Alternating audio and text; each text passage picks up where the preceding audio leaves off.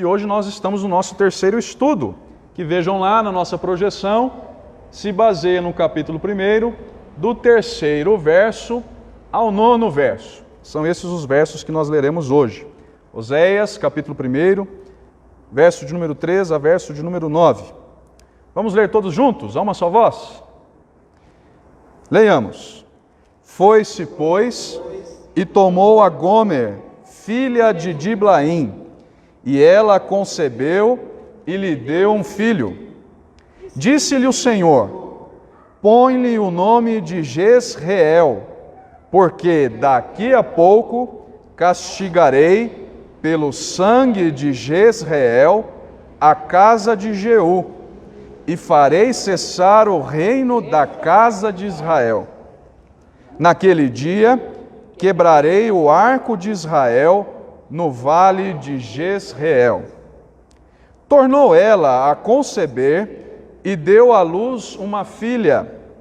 Disse o Senhor a Oséias: põe-lhe o nome de desfavorecida, porque eu não mais tornarei a favorecer a casa de Israel, para lhe perdoar. Porém, da casa de Judá me compadecerei, e o salvarei pelo Senhor, seu Deus. Pois não o salvarei pelo arco, nem pela espada, nem pela guerra, nem pelos cavalos, nem pelos cavaleiros. Depois de haver desmamado a desfavorecida, concebeu e deu à luz um filho. Disse o Senhor a Oséias: põe-lhe o nome de não meu povo, porque vós não sois meu povo, nem eu serei vosso Deus. Nós já fomos dirigidos pela nossa irmã Zelza, pedindo a Deus a iluminação do seu Santo Espírito. Então, vamos ao nosso estudo. Como eu disse, o que nós acabamos de ler fundamenta o nosso terceiro estudo específico neste livro do profeta Oséias. E qual é o nosso objetivo na noite de hoje, meus irmãos, nesse terceiro estudo que agora começamos? O nosso objetivo é entender os significados dos anúncios contidos nos nomes dos filhos de Oséias. Se vocês repararam bem, nós lemos aqui acerca de 3 filhos de Oséias com Gomer. Nós já veremos daqui a pouquinho que, de fato, tudo indica no texto que esses eram mesmos filhos legítimos de Oséias com aquela mulher, Gomer, mulher de prostituições, com quem Oséias se casou sob a ordem de Deus. Então, nós veremos os significados contidos nesse anúncio, não é? Nesses nomes dos filhos de Oséias, e extrairemos disso as lições práticas para a nossa vida no dia de hoje. Qual será então o nosso roteiro de estudo? Pelo que nós passaremos? Primeiro, uma breve recapitulação do estudo passado, 3 momentos especificamente divididos de acordo com os 3 filhos cujos nomes foram mencionados aqui, ou seja, entenderemos o significado aqui do nome do primeiro filho, o que é que Deus está querendo dizer com isso, Jezreel, porque o primeiro filho de Oséias com Gomer recebe esse nome, qual é a mensagem que Deus está transmitindo através disso. Depois olharemos para a filha, que é a segunda na ordem, não é? Dos filhos de Oséias com Gomer, desfavorecida, conforme lemos. O que é que Deus está querendo dizer com isso? Qual é o significado disso? Porque Deus ordena a Oséias que nomeie sua filha assim. E por fim, o seu terceiro filho aqui mencionado, não meu povo. Qual é o significado disso? Por que é que Deus pede a Oséias? Por que é que Deus comanda a Oséias, dá um comando a Oséias para que ele nomeie assim o seu terceiro filho? Para que no final nós façamos algumas aplicações práticas, extraiamos disso tudo aqui as lições que Deus tem para a nossa vida hoje, a partir desse texto que nós acabamos de ler. Então vamos para a primeira etapa desse nosso estudo, para a breve recapitulação. E vocês sabem que é sempre assim que nós fazemos, não é? Sempre recapitulamos o que vimos anteriormente, ainda que de maneira bem breve. O que é que nós vimos no estudo da semana passada? O segundo que tivemos aqui no livro do profeta Oséias. Primeiro, que o início do ministério de Oséias se deu com a ordem para ele tomar uma mulher de prostituições. Foi o que inaugurou o ministério profético deste homem chamado Oséias. A ordem de Deus: vai e toma uma mulher de prostituições e terás filhos de prostituição. Nós já entendemos o significado disso na semana passada. Isso está lá no verso 2. Foi assim que se deu o início do ministério profético de Oséias. O que é que vimos depois disso? Que essa ordem não contrariava o padrão moral divino. Lembra? Vocês se lembram disso? Nós perguntamos, não é? Mas essa ordem de Deus não contrariaria um padrão moral? Por que se casar com uma mulher de prostituições? Mas nós vimos que não contrariava o padrão divino. Essa ordem de Deus, na verdade, manifestava a sua graça. Somente a uma classe específica de pessoas era proibido o casamento com uma mulher de prostituições, com uma mulher tal como Gomer. Que classe era essa mesmo? A dos sacerdotes, tal como registrado na lei de Levítico. Depois, o que é que vimos? Que filhos de prostituição, tal como se lê aqui no segundo verso, também estavam envolvidos no comando de Deus, na ordem que Deus deu a este homem. E vimos que, muito provavelmente, o significado do texto, tal como registrado na língua hebraica, sugere que a mulher com quem Oséias tinha com que se casar, essa mulher de prostituições, já deveria ter filhos oriundos de suas relações promíscuas no passado. Ou seja, muito provavelmente, como o texto sugere, Oséias se casou com uma mulher de prostituições que já tinha filhos oriundos de suas relações promíscuas antes do casamento. Filhos também estavam envolvidos. Depois, o que é que vimos? Que o motivo para tal ordem, um tanto quanto estranha, foi assim que nós classificamos na semana passada, não é? Residia na fornicação espiritual do povo de Deus. O povo de Deus estava em adultério espiritual, em fornicação espiritual, e por meio do ministério de Oséias, na própria vida, no próprio enredo familiar de Oséias, Deus daria àquele povo lições, chamaria a atenção daquele povo por meio da mensagem do profeta, mas também por meio do seu enredo familiar. Vimos que Oséias obedeceu prontamente à ordem de Deus, se casando com Gomer, que dissemos na semana passada, não é? Cumpriu os requisitos estipulados por Deus no verso 2, mulher de prostituições, mulher que muito provavelmente, como o texto sugere, eu digo mais uma vez, tinha filhos oriundos de tais relações. E por fim fizemos algumas aplicações a partir disso tudo. Vimos que a vontade de Deus nem sempre se identifica com a nossa vontade, como foi aqui com Oséias. Vimos que fazer a vontade, não é? Obedecer à vontade de Deus implica altos custos. Altos custos. Para Oséias, esses custos significavam a sua própria reputação, a sua própria imagem pública. Vimos que o pecado é uma ofensa muito séria a Deus, a ponto de ser comparado nesse livro a adultério. E vimos, por fim, que nós temos de nos identificar com a visão que Deus tem sobre as coisas. A ordem que Deus deu a Oséias, inevitavelmente, faria com que Oséias se identificasse mais com a visão de Deus sobre as coisas.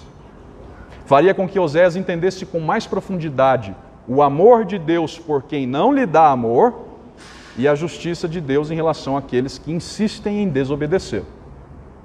Certo? Tudo bem até aqui? Os irmãos se lembraram de tudo que nós vimos na semana passada?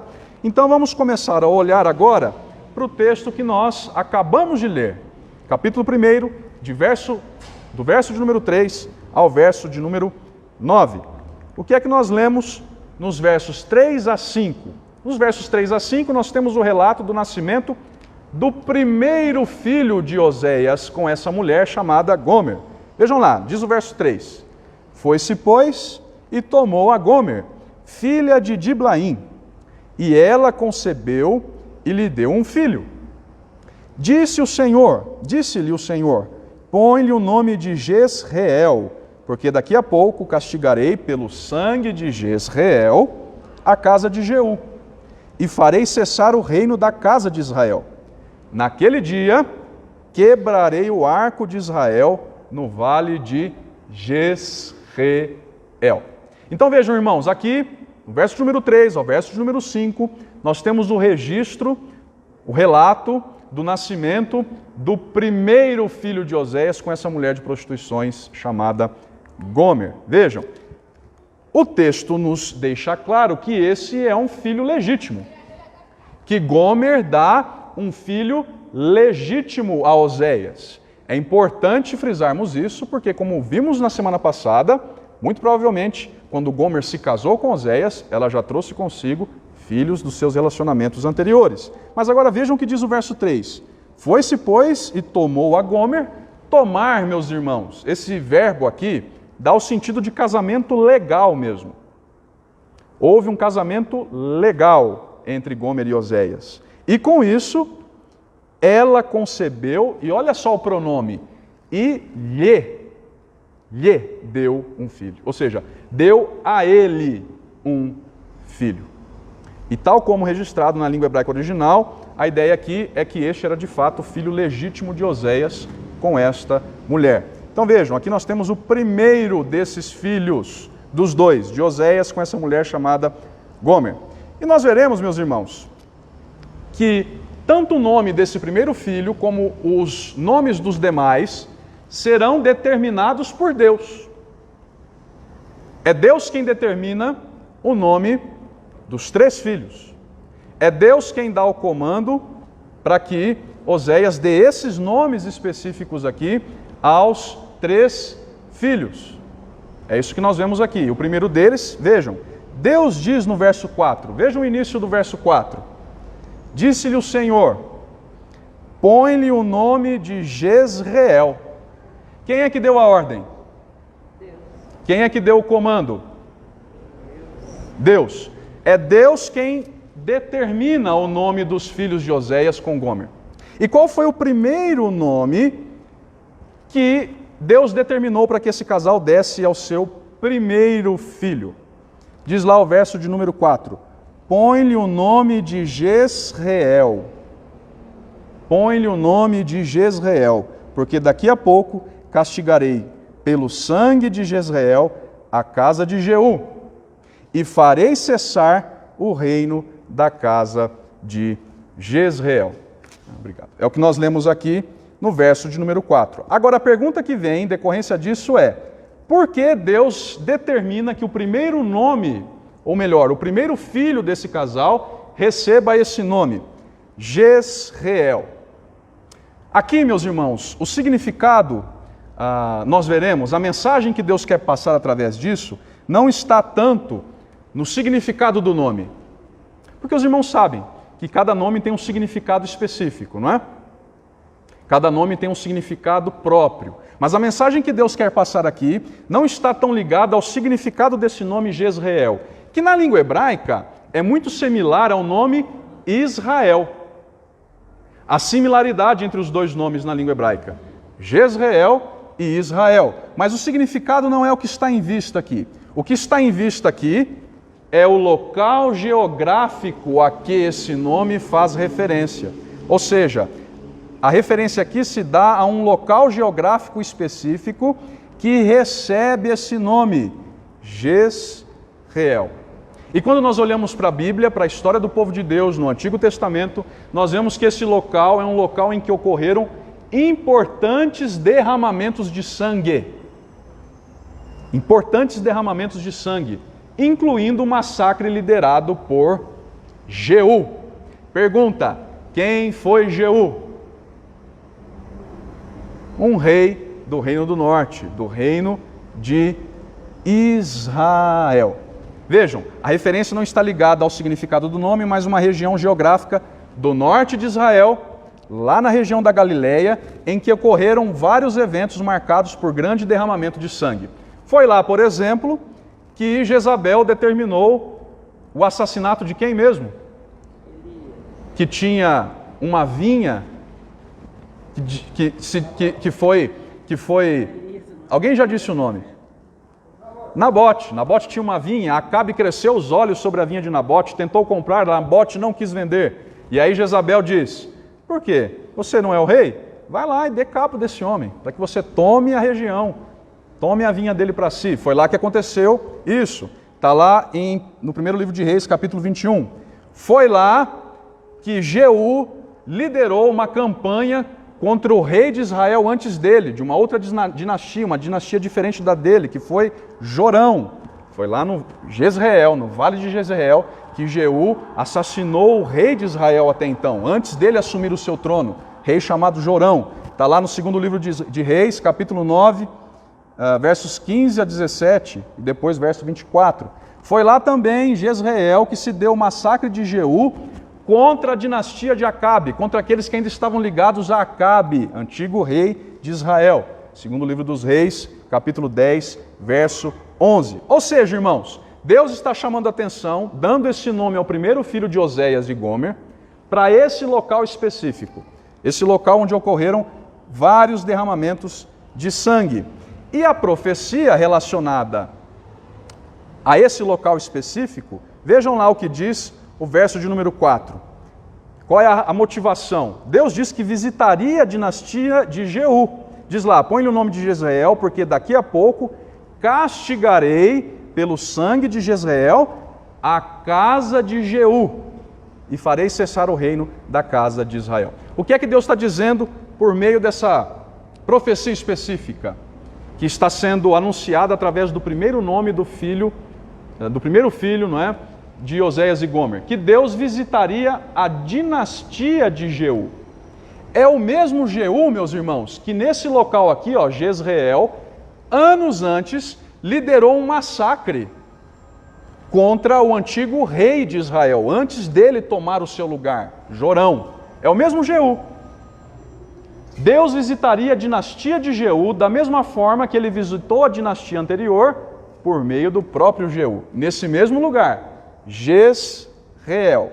Ou seja, irmãos, Deus está dizendo aqui que está prestes a dar fim à dinastia desse homem chamado Jeú, que anos antes foi quem liderou uma campanha contra o antigo rei de Israel, Jorão. Nós vamos entender um pouco mais a fundo o que isso significa daqui a pouquinho. Porque vejam, irmãos, como eu disse há pouco, na história dos reis, Jeú foi o rei israelita, reino do norte, que liderou uma campanha, liderou um golpe de estado contra o antigo rei, contra a antiga dinastia, contra o rei Jorão. E quando ele fez isso, quando ele derramou sangue em Jezreel, Deus pronunciou umas palavras específicas a esse rei chamado Jeú. Marque Oséias aqui e abra sua Bíblia nesse texto, segundo livro dos Reis, capítulo de número 10, verso de número 30. Segundo livro dos Reis, capítulo de número 10, verso de número 30.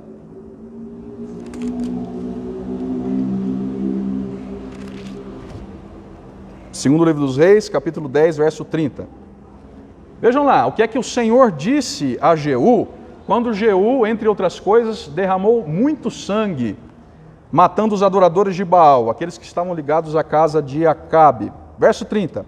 Pelo que disse o Senhor a Jeú, porquanto bem executaste o que é reto perante mim, e fizeste a casa de Acabe segundo tudo quanto era do meu propósito, teus filhos até a 4ª geração se assentarão no trono de Israel. Irmãos, vocês estão entendendo aqui o que eu estou dizendo? Um homem chamado Jeú intentou um golpe contra a antiga dinastia de Israel. O rei dessa dinastia, à época de Jeú, era Jorão. Jeú liderou um golpe para derrubar Jorão do trono, para dar fim à dinastia de Jorão. E quando ele fez isso, ele derramou muito sangue nesse local chamado Jezreel. Era um vale de combate, um vale de lutas, e já já nós vamos ver o significado disso. Um lugar em que se davam batalhas, várias, inúmeras batalhas. E quando ele fez isso, ele deu fim à dinastia de Jorão e deu fim também a todos aqueles que estavam ligados a Acabe, o antigo rei de Israel, promíscuo, iníquo. O texto que nós acabamos de ler aqui diz que quando Jeú fez isso, exterminou aqueles que estavam ligados a Acabe, Deus dirigiu as seguintes palavras para ele: bem executaste o que é reto perante mim, e fizeste a casa de Acabe segundo tudo quanto era do meu propósito. O que a Bíblia está dizendo aqui é que ao fazer isso, ao dar fim, quando Jeú deu fim aos adoradores de Baal, ligados a Acabe, quando Jeú deu fim à dinastia que à época era liderada por Jorão, Deus aprovou. Portanto, vejam que agora em Oséias, Deus está anunciando, o Senhor está anunciando o fim dessa dinastia que Jeú começou. E diz que da mesma maneira como Jeú deu fim à antiga dinastia de Jorão, preste atenção porque é um pouquinho complicado. Agora chegou a vez da dinastia do próprio Jeú ser exterminada. Está complicado ainda? Jeú foi um instrumento para destruir uma dinastia, derramou muito sangue nisso. Agora Deus está dizendo, chegou a tua vez de ser também exterminado. Chegou a vez da tua dinastia chegar ao fim. Mas por quê? Seria um castigo pelo que Jeú, o antigo rei de Israel, fez aqui com Acabe, com aqueles que estavam ligados a Acabe? Na verdade não, porque como nós acabamos de ler, quando Jeú fez o que fez com Acabe, com aqueles que estavam ligados à dinastia de Acabe, Deus aprovou o que ele fez. Mas vejam, o juízo de Deus sobre Jeú agora, que é anunciado no nome do primeiro filho de Oséias, não viria por causa do que Jeú, o meio pelo qual Jeú chegou ao poder. Porque Deus aprovou o meio pelo qual ele chegou ao poder. Deus aprovou o extermínio dos adoradores de Baal, dos idólatras. Jeú agora perderia o trono, a sua dinastia chegaria ao fim, não pelo meio pelo qual ele chegou ao poder, que foi o extermínio dos idólatras, mas pelo que ele fez depois, quando, enfim, teve o poder na sua mão. E o que é que ele fez depois? Lá no mesmo texto, segundo o livro dos Reis, capítulo 9, nós lemos. Aliás, capítulo 10, nós lemos no verso 31. Olha lá, Deus aprovou quando esse rei de Israel deu fim aos adoradores de Baal. Deus disse que a sua dinastia se estenderia à quarta geração. Até a quarta geração, sua dinastia ficaria no trono por causa disso. Mas olha o que Jeú fez depois disso, depois de chegar ao poder. Alguém leia o verso 31, por favor. Mas Jeú não teve cuidado de andar de todo o seu coração na lei do Senhor, Deus de Israel, nem se apartou dos pecados que Jeroboão fez pecar a Israel. Então vejam, Deus aprovou quando este homem deu fim à antiga dinastia que estava reinando em Israel. Deus aprovou quando este homem deu fim aos adoradores de Baal ligados a Acabe, um rei ainda anterior, cuja influência se estendia até os seus dias, influência maligna. Mas quando este homem chegou ao poder, ele se manifestou alguém que estava longe de Deus, que estava distante de Deus, alguém que não teve o cuidado de andar de todo o seu coração na lei do Senhor, alguém que não se afastou dos pecados que Jeroboão fez pecar a Israel, ou seja, os pecados de idolatria, de adultério espiritual. É por isso que agora, por meio de Oséias, dando esse nome ao primeiro filho de Oséias, Deus está anunciando o fim da dinastia que Jeú começou. Estão entendendo, irmãos? Eu não quero que ninguém fique sem entender isso, hein?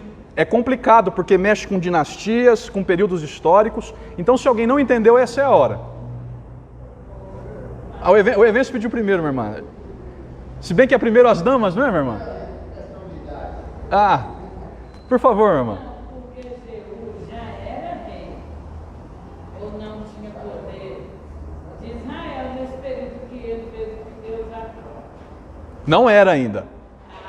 Quando a gente olha... Aí quando ele teve poder, aí ele se achou tal. Isso. Ele é ungido rei de Israel nesse golpe que ele empreende, irmã, contra Jorão. Isso. E aí quando ele chega ao reinado, essa é a tua pergunta? Aí sim, como rei, ele dá fim aos adoradores de Baal ligados a Acabe, já como rei. Deus aprova isso que ele faz. Só que não demora muito e ele se manifesta alguém que não tinha um coração no Senhor. Alguém que na verdade era tão idólatra quanto foram os reis anteriores. Deus aprovou quando ele exterminou os adoradores de Baal. E até lhe disse, por causa disso que você fez, a sua dinastia vai reinar em Israel durante 4 gerações. Irmãos, prestem atenção nisso. Israel era golpe atrás de golpe. O Reino do Norte era um golpe atrás do outro. Dinastia se levantando contra dinastia. Uma dinastia ficava um tempo, vinha outra pessoa, dava um golpe e inaugurava outra dinastia. Estão entendendo? É o que Jeú fez aqui. Ele derrubou uma dinastia no reinado de Israel, o reino do norte, matou os adoradores de Baal, aqueles que estavam ligados a Acabe em seus dias, começou uma nova dinastia. Deus lhe disse que aprovou a atitude no extermínio dos adoradores de Baal. Por causa disso, lhe garantiu que até a sua quarta geração estaria no poder, mas quando chegasse a quarta geração, agora por meio da profecia de Oséias, nós entendemos isso. Ele seria exterminado, a sua dinastia, melhor dizendo. A sua dinastia seria exterminada como for a dinastia anterior a ele. Estão entendendo? É exatamente essa mensagem que Deus está passando por meio desse primeiro nome que dá ao primeiro filho de Oséias com Gômer. Evêncio, meu irmão. Chama a atenção da palavra de Deus, a preciosidade dela, é que aqui no verso 30 que nós lemos, Deus fala assim com Jeú, porque tudo quanto era do meu propósito que você fez. Isso. Como se Deus falasse para Jeú, eu tinha que pensar, mas a coisa que eu mais queria matar essa casa, você fez um favor. Então já era propósito de Deus exterminar com aquele povo exatamente por causa da rebeldia dele. Isso, irmão, exatamente. E antes do Oséias, o cara diz, esse povo já vinha prostituindo contra Deus já há muito tempo. Isso. Então Jeú, levanta Jeú, faz o que tem que fazer lá, Deus vai Isso. está dentro do que fazer. Em outras palavras, Evêncio, Deus usou alguém que não era temente a ele para cumprir com seus propósitos. Como Deus continua a fazer isso, como Deus continua a fazer hoje, faz isso ainda hoje. Deus usa ímpios, pessoas que não temem, para o cumprimento de seus propósitos. Exatamente, mas aí o que já deixa a gente com muita tranquilidade, que Deus não perde o controle disso. Nenhum. Porque o que você fez era para você fazer mesmo, já estava assim, eu te aprovo o que você fez, só que tem um tempo, amigão. Quarta geração. É isso, até um tempo. Você tem 4 gerações para fazer o que é para ser feito aí. Mas Deus não perdeu esse controle. Imagina que esse Jeú, De jeito nenhum. nos nossos dias, só um golpe que é um pouquinho diferente aí nos nossos dias. Porque é um tal de entrar a administração disso, uma coisa que deixa irritado que nesse país está um partido, eu não sei para que tem que ter partido, devia ter pessoas competentes no partido. Aí vai lá e fica um tempo de governo. Deus dá oportunidade para essa É isso. Nada foge do controle de Deus, meu irmão. Nada foge.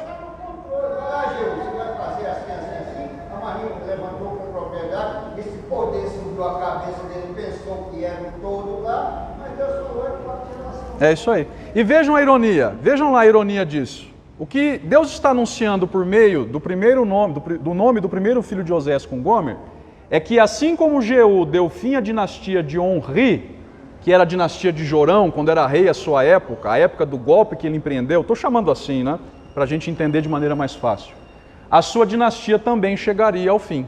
Essa é a ideia aqui.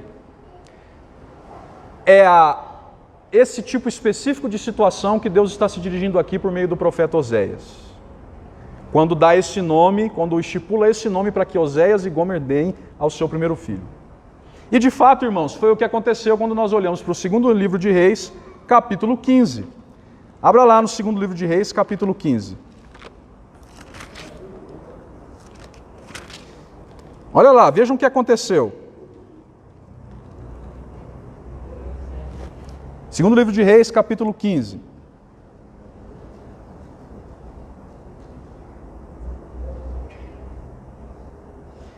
De 8 a 12, diz assim: No 38º ano de Azarias, rei de Judá, reinou Zacarias, filho de Jeroboão, sobre Israel, em Samaria, 6 meses.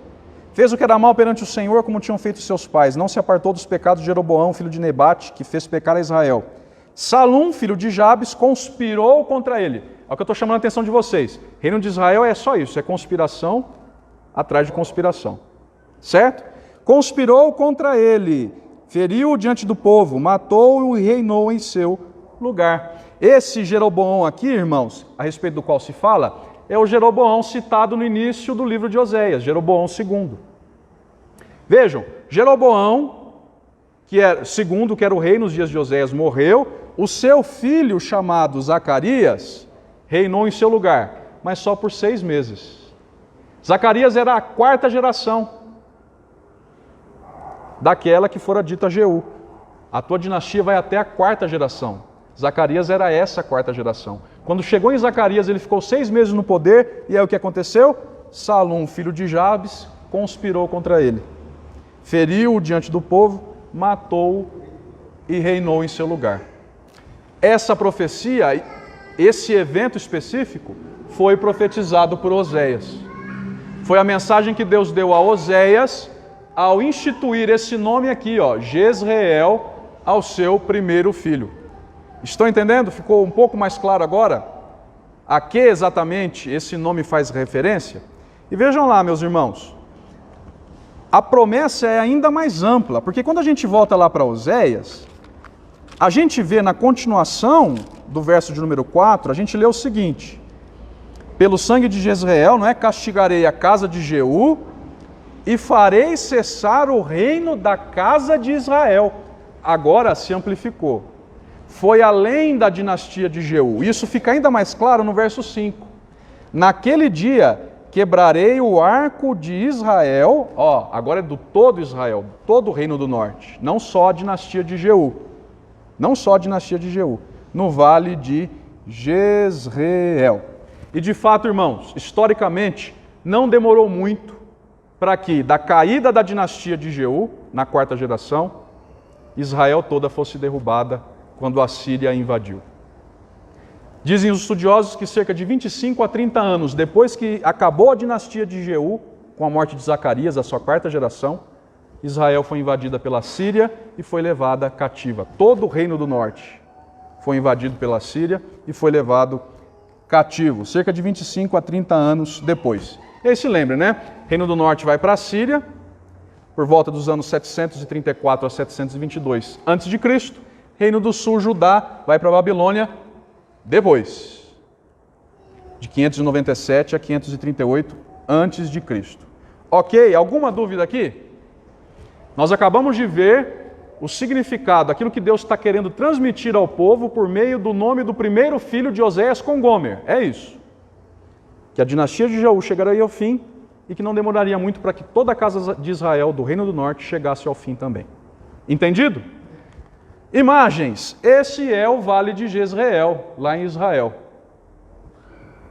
Foi aqui que se deram inúmeras batalhas sangrentas na história que nós lemos lá no livro dos Reis.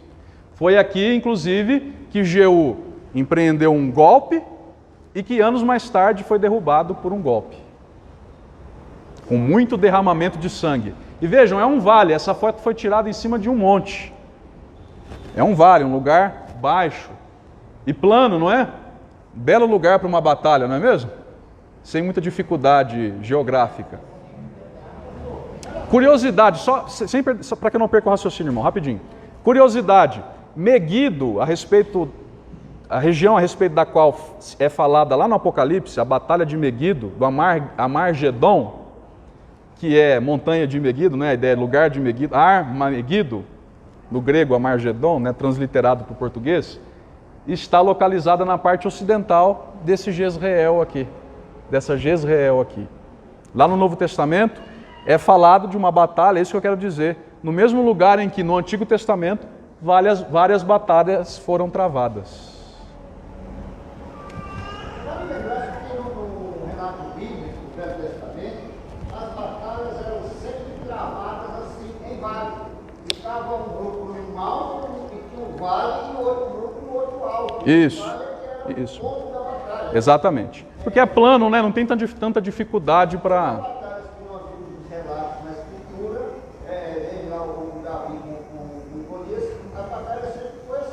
Isso.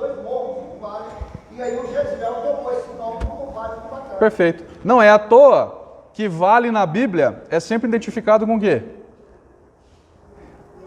No jargão do crente, já dá para saber mais ou menos. Ô irmão, estou passando pelo vale.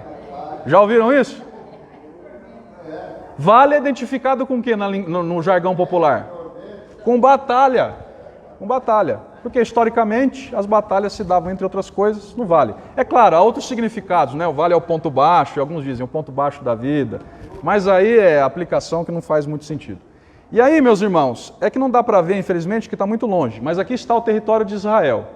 Esse Jezreel aqui, esse vale, essa região chamada Jezreel, está aqui onde eu estou com o laser aqui, Conseguem ver daí?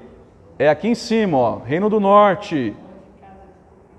Reino do Norte, perto do Mar da Galileia. Aqui onde eu estou agora é o Mar da Galileia, ó, em volta do qual Jesus realizou em seus dias boa parte do seu ministério. E aí você que está em casa, infelizmente não consegue ver, mais um estímulo para que esteja aqui conosco na semana que vem. Olha lá, ó, Jezreel está aqui, bem pertinho do Mar da Galileia, Reino do Norte. É aqui a referência que é dada no capítulo 1 de Oséias. Vamos para o segundo filho agora no caso filha, não é? Verso de número 6. Tornou ela quem? Gomer, a conceber, e deu à luz uma filha, agora uma menina. Disse o Senhor a Oséias, olha lá, Deus determinou o nome do primeiro, vai determinar agora o nome do segundo. Disse o Senhor a Oséias, põe-lhe o nome de desfavorecida, porque eu não mais tornarei a favorecer a casa de Israel para lhe perdoar. Porém, da casa de Judá me compadecerei e o salvarei pelo Senhor seu Deus, pois não o salvarei pelo arco, nem pela espada, nem pela guerra, nem pelos cavalos, nem pelos cavaleiros. Vejam, meus irmãos, que os nomes dos filhos de Oséias e Gomer têm significados proféticos. Deus estipula esses nomes porque quer passar uma mensagem por meio desses nomes, que está totalmente relacionada ao futuro da nação. E agora, na filha, no caso, o segundo dos filhos de Oséias com Gomer, qual é o significado? Deus disse a Oséias, põe-lhe o nome de desfavorecida. Alguém tem uma versão diferente? Que fale outra coisa? Lo-Ruhamá, ou... Depende. Se for na Nova Almeida Revista Atualizada, está Ruhamá. Se for na Revista Corrigida, está Ruhama.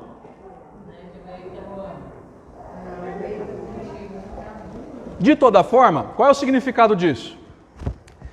Eles transliteraram do hebraico para a língua portuguesa. O que é transliterar? É trazer a pronúncia, o som de uma língua e tentar identificá-lo com letras de outra língua. Na língua hebraica, a construção textual se lê exatamente como nós lemos nessas versões aí. Lo-Ruhamá. É assim que se lê o que está escrito lá. Lo, em hebraico, olha aí, curiosidade, é não. Não. Você já sabe falar não em hebraico. Lo. E Ruhamá quer dizer favor, misericórdia, amor de Deus. O significado literalmente é não misericórdia, não amor, não favor. E é exatamente para isso que Deus está chamando a atenção, para esse significado. Vejam, Jezreel, atenção, o nome do primeiro filho, a ideia não residia tanto no significado do nome, mas na região geográfica a qual o nome fazia referência. Agora, o nome da filha, que é o segundo, o significado está diretamente ligado ao nome mesmo. A mensagem está diretamente ligada ao significado do nome. E por que chamar de desfavorecida, como diz a Revista Atualizada, ou não compaixão, não piedade, não amor, como dizem essas outras versões que vocês têm por aí? Porque Deus está entregando outra profecia para Israel. Deus está dizendo, vejam lá, que não tornará a ter compaixão de Israel, que não mostrará mais amor pela casa de Israel. Por isso ele diz a Oséias, coloque o nome da sua filha de desfavorecida, na tradução da Revista Atualizada, ou de não compaixão, não amor. Agora imaginem só, né? Uma menina chamada assim, não compaixão, não amor. Mas na verdade, não é, minha irmã? Pois é, mas na verdade, Deus está chamando a atenção do povo.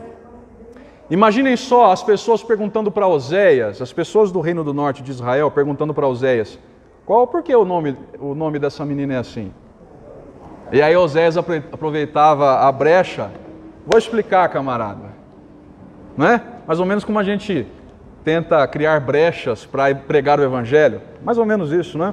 Todas as vezes, por exemplo, estou aqui conjecturando, é óbvio, mas todas as vezes que, por exemplo, Oséias tinha que explicar o nome da filha, reafirmava a mensagem que Deus tinha para aquele povo. Que Deus não tornaria a ter compaixão daquele povo. Que por causa do adultério espiritual daquele povo, Deus não tornaria a mostrar seu amor pela casa de Israel, Reino do Norte. É o que nós lemos aqui. Deus literalmente, irmãos, levaria embora a Israel. O significado dessa expressão aqui na língua portuguesa, ó, para lhe perdoar, onde eu estou aqui com a corzinha aqui vermelha, o laser, para lhe perdoar, na língua hebraica original, sugere exatamente isso aqui, ó. Uma das possíveis traduções é essa aqui: Deus levará embora a Israel. Literalmente, meus irmãos, essa é a ideia: pois os levarei embora, pois eu os levantarei. E o que é que Deus está querendo dizer com isso? Que Deus não terá mais compaixão da casa de Israel e que por isso levará esse povo embora. A referência está diretamente ligada ao quê, hein? Ao cativeiro. Deus já está dizendo aqui que por causa da desobediência do seu povo, levará esse seu povo embora, levantará esse seu povo para algum lugar. E entende os estudiosos, aqui está previsto o destino da nação rumo ao cativeiro assírio, que logo vai acontecer. Que os irmãos prestaram bastante atenção, lá no verso 4, Deus diz que tudo isso que está profetizando, por meio dos nomes dos filhos de Oséias, acontecerá daqui a pouco, está prestes a acontecer. Tudo isso está na iminência de acontecer nos dias de Oséias. Então percebam, irmãos, a progressão da coisa, vamos chamar assim. Primeiro, pelo nome do primeiro filho, Deus diz: eu tirarei a linhagem de vocês, Israel não será mais um reino. Agora, por meio do segundo filho, Deus está dizendo: eu também estou tirando a minha compaixão de vocês. Eu não tornarei a ter compaixão de vocês, não terei mais amor por vocês. Na verdade é assim, né? Só vai decaindo. Não serão mais um reino e agora não terei mais compaixão. Não serão mais alvos da minha compaixão. E nós vamos ver quando daqui a pouquinho chegarmos no terceiro filho, que a profecia se aprofunda ainda mais. Que a situação se aprofunda ainda mais. E para onde? Como nós dissemos, né? Muito provavelmente a referência aqui é o cativeiro assírio. Mas notem que o verso 7 diz que com o reino de Judá será diferente. Os irmãos se lembram do que nós dissemos lá no primeiro estudo que nós tivemos? Que Oséias profetiza aos dois reinos, reino de Israel ao norte e reino de Judá ao sul, e que as suas palavras mais duras e urgentes se dirigem a Israel, o reino do norte? É o que nós vemos aqui.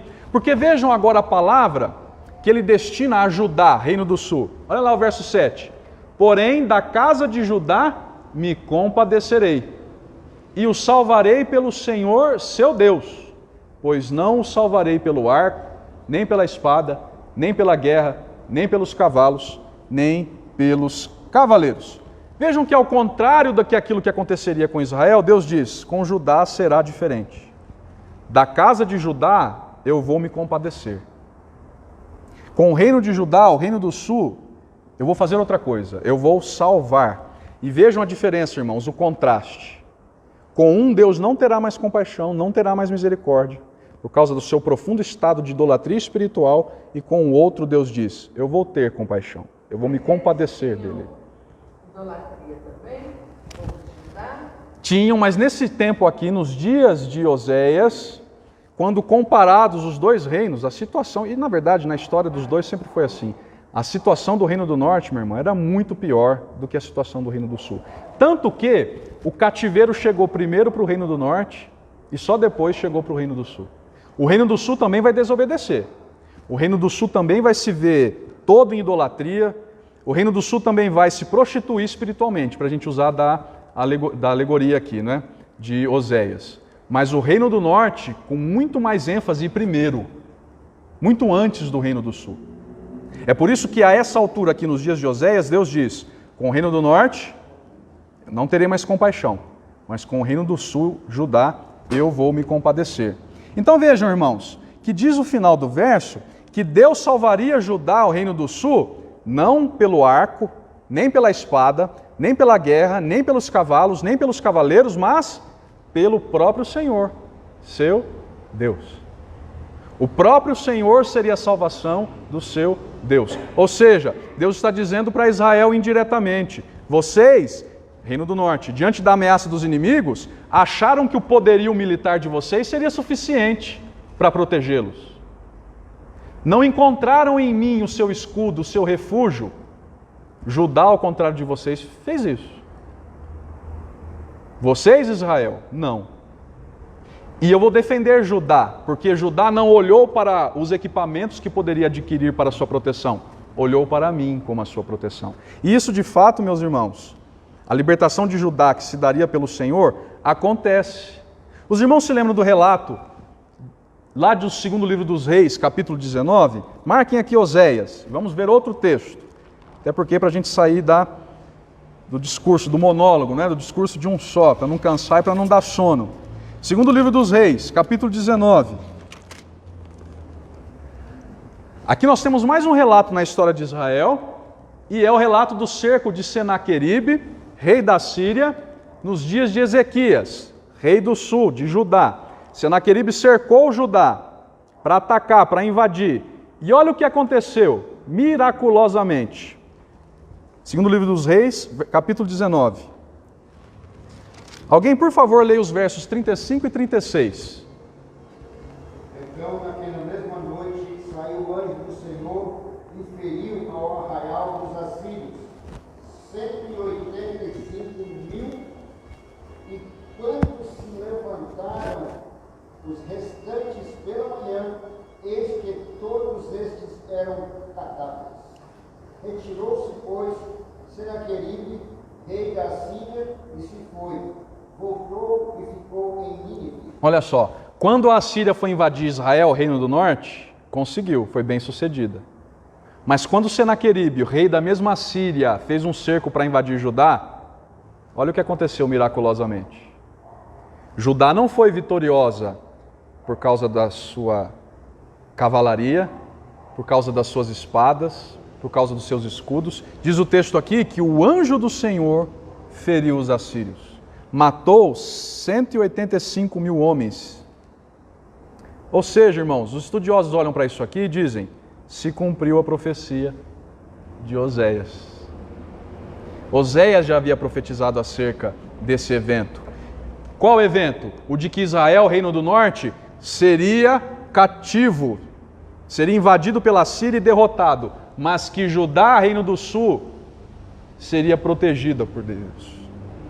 Seria protegida, salvada pelo Senhor, não pelo arco, nem pela espada, não pela guerra, nem pelos cavalos, nem pelos cavaleiros, mas pelo Senhor, que enviou o seu anjo e matou os mais de 185.000 homens. Se cumpriu a profecia de Oséias. E aí mais figuras, mais ilustrações aqui, né, para a gente entender. Está aqui, irmãos, ó, o que está em azul é o reino de Israel, reino do norte. A gente sempre fica falando, às vezes não dá para entender, né? Mas está aqui, ó, esse é o reino do norte. Antes era tudo uma coisa só, e nos dias de Davi e Salomão, o território era ainda mais amplo.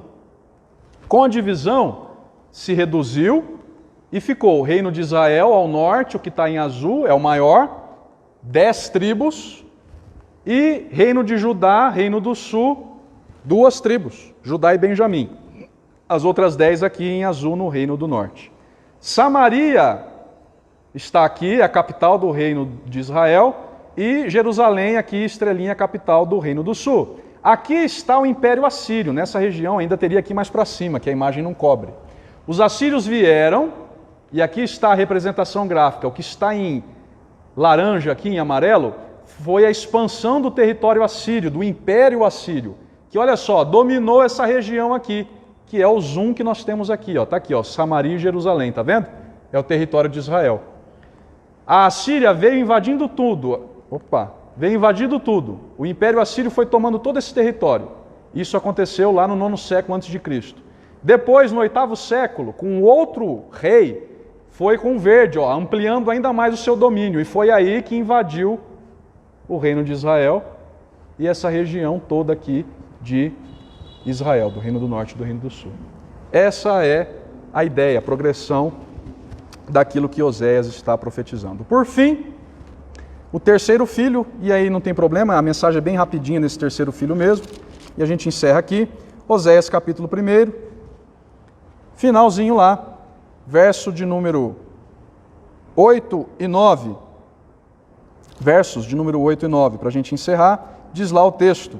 Depois de haver desmamado a desfavorecida, concebeu e deu à luz um filho.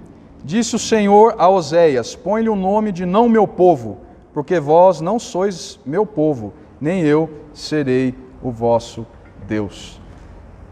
Viram só como a coisa foi degringolando nas profecias, não é? Como a situação foi se agravando ainda mais? Israel, vocês não serão mais um reino. Aí no segundo filho, com a mensagem do segundo filho, Israel, vocês não terão mais o meu favor. E agora na mensagem do terceiro filho, Israel, vocês não serão mais o meu povo. E eu não serei mais o vosso Deus. A progressão negativa, não é? A queda descendente, né? A queda descendente. Se é que isso não é pleonasmo. Mas enfim, o que é que nós vemos aqui, irmãos? Para encerrar o relato, Oséias tem o terceiro filho com Gomer e Deus diz que ele tem que se chamar não meu povo. Algumas versões aí, pelo que já entendi, devem trazer Lo-Ami. É isso? Lo-Ami? O que significa Lo mesmo em hebraico? Não. Olha aí, já sabe. Então é a mesma coisa, é transliterado. Não meu povo, essa é a ideia. A revista atualizada já traduz para o português mesmo. Não meu povo. Deus diz agora, por meio dessa mensagem, no terceiro filho, de maneira ainda mais assustadora, que aquele povo, por causa da sua idolatria, se afastou de Deus, deixaria de desfrutar da bênção de ser povo de Deus. Essa é a mensagem aqui. Vejam, um nome ainda mais assustador. Por quê? Porque eles não seriam mais o seu povo, nem ele seria o seu Deus. A aliança foi quebrada. Mas é claro, irmãos, a aliança de Deus com o seu povo é eterna. Então nós vamos ver daqui a pouquinho que o que Deus está querendo dizer aqui é que para que tudo seja restaurado, a aliança tem que ser renovada. E nós vamos ver em Oséias que isso vai acontecer. Mas até aqui, a ideia é essa. O povo deixou de ser o povo de Deus por causa das suas ações. Manifestou isso nas suas ações e por isso deixaria de desfrutar da bênção. Aplicações práticas para a gente encerrar. Primeiro, a vontade de Deus sempre prevalece, irmãos. Sempre prevalece, sempre. Quando Ele decide dar fim a dinastias e poderes humanos, Ele dá. Não importa quão poderosos se achem os homens, quão poderosos se achem os reis. No nosso caso, a gente pode contextualizar, né? Os políticos, aqueles que têm autoridade nas suas mãos, as autoridades, não é? Não importa. Quando Deus quer dar fim, Ele dá. Nada foge do seu controle. Jeú talvez achasse que, por sua ação, sua dinastia se perpetuasse, mas não foi o caso. Segunda coisa que a gente aprende com isso tudo, aplicação prática. Boas ações, entre aspas, não justificam as más. E o caso da profecia voltada à casa de Jeú, lá no primeiro filho, ensina isso. Jeú foi usado para dar fim à idolatria lá da dinastia de Acabe, para acabar com aqueles que estavam ligados a Acabe. Fez, entre aspas, uma boa ação. Por que entre aspas? Porque a motivação do seu coração, meus irmãos, não era correta. Ele não fez isso para a glória de Deus, ele fez isso para se perpetuar no poder, para tomar o lugar do antigo rei. Vejam, então não era uma boa ação, mas entre aspas, uma boa ação não justificam as más ações, de maneira alguma, irmãos. E por fim, não é? 3 últimas aplicações. A nossa salvação vem de Deus somente. O segundo filho que nós vimos aqui, a mensagem que é transmitida pelo segundo filho de Oséias, nos ensina isso, não é? Que Deus salva somente, só Ele salva. A nossa confiança não está nas nossas forças. O que diz o salmista? Uns confiam em carros, outros em cavalos. E nós? Confiamos em quem? No nome do Senhor. No nome do Senhor, nosso Deus. Essa é a ideia. Judá, a essa altura, entendeu isso. Tanto que no dia da prova o Senhor livrou, mas Israel não. Israel achou que se fortificando, criando um grande exército, se livraria por si mesma, pelo seu braço, pela sua força. Mas o que nós aprendemos aqui, meus irmãos, é que não é assim. É que a nossa salvação vem de Deus. Que nós devemos confiar em Deus somente. Para encerrar, irmão, eu já te dou a palavra. Aí eu já te dou a palavra. Por último, que a nossa desobediência pode fazer com que nós nos afastemos das bênçãos previstas pelo pacto. É o anúncio do terceiro filho de Oséias com Gomer. Deus disse: vocês deixarão de ser o meu povo. Ou seja, deixarão de desfrutar das bênçãos que, como o meu povo, vocês desfrutariam se fossem obedientes. E o que é que a gente aprende com isso, irmãos? Que a nossa desobediência pode fazer com que nós nos afastemos das bênçãos previstas pelo pacto de Deus com o seu povo. Resumidamente, são essas as mensagens que nós temos aqui. Alguma dúvida? Evêncio, ia falar? Uma das coisas que o pastor levantou com muita propriedade aí, que é importante ressaltar, que às vezes a gente está fazendo alguma coisa e está dando certo, achando que Deus está aprovando. E o pastor falou, a motivação, o que está me levando a fazer? O Jeú se estribou nisso, ó, está dando certo porque Deus está aprovando. Mas a motivação dele, conforme você falou, era outra, né? E é preciso a gente ter muito cuidado com o que nós estivemos fazendo, porque a motivação não é tudo desse negócio. Qual a motivação que você está fazendo aqui? Pode ter muita gente que vai nas igrejas com motivação completamente errada do que adorar a Deus. É isso. É isso. A gente vai lá para não sei aonde, achando que Deus está aprovando, mas com uma motivação que não é de glorificação a Deus. Perfeito. Eu vou citar só como exemplo, uma pessoa que compra uma casa na praia e acha que é Deus que está aprovando, mas a motivação dele é ir para lá todo domingo e não vem para a igreja mais. Perfeito, irmão. Faz todo sentido. E é um bom exemplo. É isso mesmo. É o que nós aprendemos aqui, não é? Vejam que os 3 filhos têm significados específicos, a mensagem dos seus nomes tem significados específicos, para ser mais exato. Todas as mensagens se dirigem ao povo, que estava em desobediência, e Deus, por meio dessas mensagens, está tanto mostrando a situação decadente do seu povo, quanto também a decadência na sua relação com esse seu povo. Para a gente encerrar, minha irmã? Eu não sei se você fala, mas eu não entendi. Por que ele usa os filhos para falar com o povo? Essa é uma boa pergunta. Por que ele usa os filhos para falar com o povo? Porque, minha irmã, desde o início a gente vê que é através da relação familiar de Oséias, a partir, ou melhor dizendo, melhor dizer assim, que é a partir do relacionamento familiar de Oséias que Deus quer transmitir a sua mensagem ao seu povo. Porque Deus quer que Oséias sinta na pele aquilo que ele está sentindo como seu profeta, e com isso transmita a mensagem de Deus com a mesma ótica que Deus tem por toda a situação. Nós veremos que logo mais essa mulher se mostrará infiel a Oséias, Oséias terá de resgatá-la, e com isso Deus vai mostrar que o seu povo é infiel a ele, por mais que o Senhor faça pelo seu povo, o seu povo se revela constantemente infiel a ele, e por meio dos filhos Deus está dizendo, eu quero que a mensagem transmitida por esses nomes fique gravada na cabeça de vocês, porque esses nomes têm que ser dados assim, desse modo, como nós acabamos de ver aqui, para que vocês entendam que a situação de vocês é totalmente degradante, que vocês estão cada vez mais distantes da minha aliança, que está decaindo negativamente, não é? A minha relação com vocês. Então, o enredo familiar de Oséias é o lugar, ou digamos, o ponto a partir do qual Deus está comunicando essa mensagem ao povo, irmão. Esse enredo familiar vai até um capítulo específico, é bem no comecinho, depois vem as profecias, um monte de mensagens mesmo. O foco vai deixar de estar na família de Oséias, vai estar na mensagem que ele transmite, mas até lá o enredo da família de Oséias é o que recebe o foco do livro. Tanto no seu casamento quanto nos seus filhos, na sua relação de pai, de parental, não é? A mensagem de Deus é transmitida. Eu entendi que a família, no caso, a esposa, no caso, o povo. E os filhos também representam o povo. Ambos, a esposa e os filhos. Aí, conforme cada coisa ia acontecendo, Deus ia falando, olha, Isso. E a gente ia lendo agora e estudando, vai vendo. Deus está falando isso, falando conosco, falando isso, falando Isso, aplicando. Mas o que eu não sei, acho que Deus tinha tantas outras formas de falar, coitado do Oséias, falando. A questão é essa. E o bom é que Oséias obedeceu prontamente, né? É isso. Vamos encerrar, vamos orar, irmãos? Vamos orar?